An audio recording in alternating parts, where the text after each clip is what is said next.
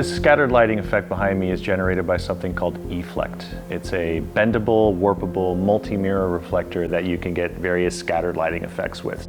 We have large and small size. The large is 18 by 18 inch, the small size is 8 by 8 inch. We've had them in silver, we've had them in gold. So Dedolight's created a few new sizes and a few new finishes which reflect some really interesting colors. And this video is going to go over those new sizes and those new scattered lighting effects.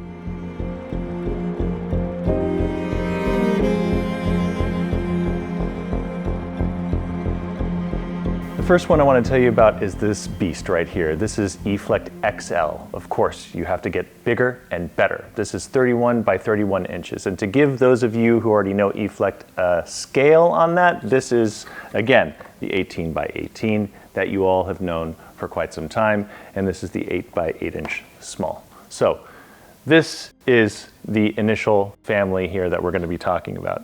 And our tiny new friend for most commercial work and table talk, a 7 by 10 centimeter Eflect reflector as well.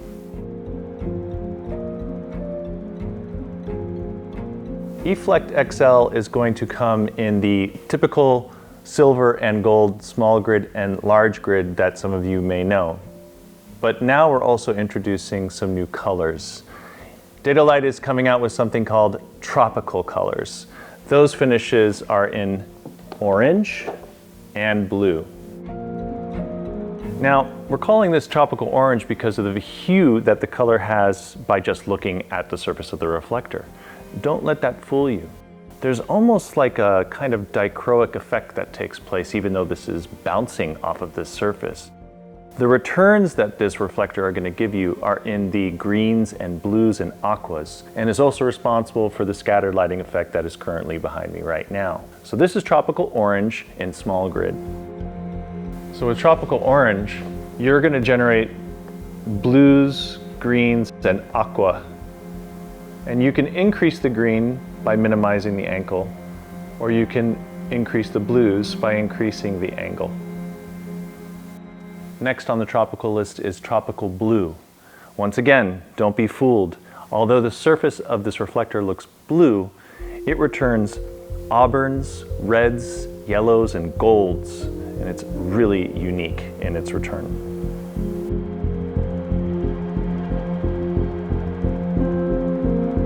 Tropical blue, you're going to be looking at a change from red auburn to yellow green.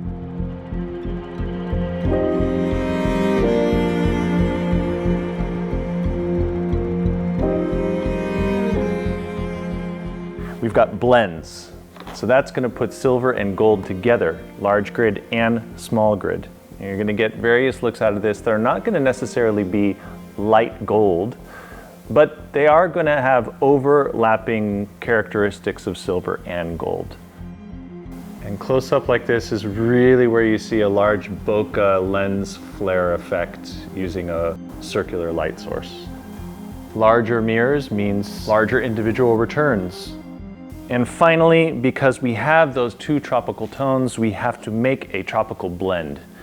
Now, this thing is going to give you cosmic looking returns, something that looks like a nebula, something that you would see in astral art or recreations of astronomical photography. This has such a unique blend that there's nothing else like it on the market. So what I've done here is I've put a Dedolight DP400 projector with a gobos setup, and I put in typical household shutter blades as the gobo, which is something you can get in any gobo kit. And what I'm doing here is just proving that you don't need to necessarily use a single spotlight. You can use patterns to create totally new effects. You can think outside the box with Eflect, and you can get various looks other than just scattered light through a tree, let's say.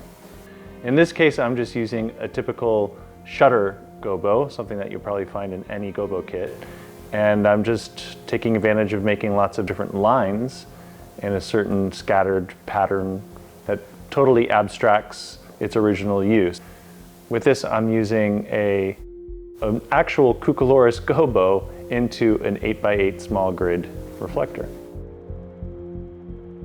So this is a little tip about Eflect that I like to tell my clients. When you get it, it's going to be very flat and kind of rigid.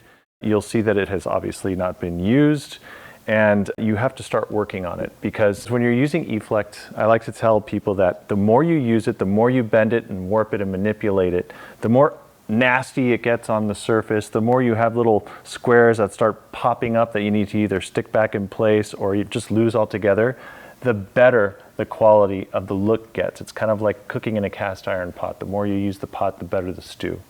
So when you first get Eflect, I want you to take it out and start, bending it and warping it and manipulating it and making little pock marks in it, and starting around the brace here, the bracket that you're going to actually use as a mounting point.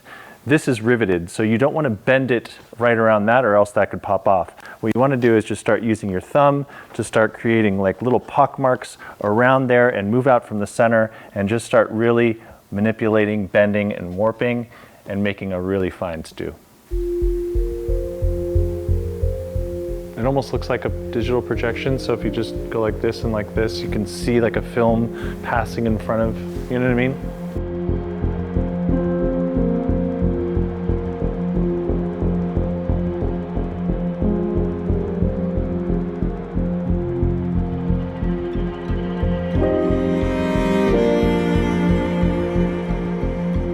The beam angle coming out of this 185mm lens from the DP400 is about 17 degrees, but it's an even smaller fine point light source than the actual light head itself, so we can use a small reflector to get a pretty big result.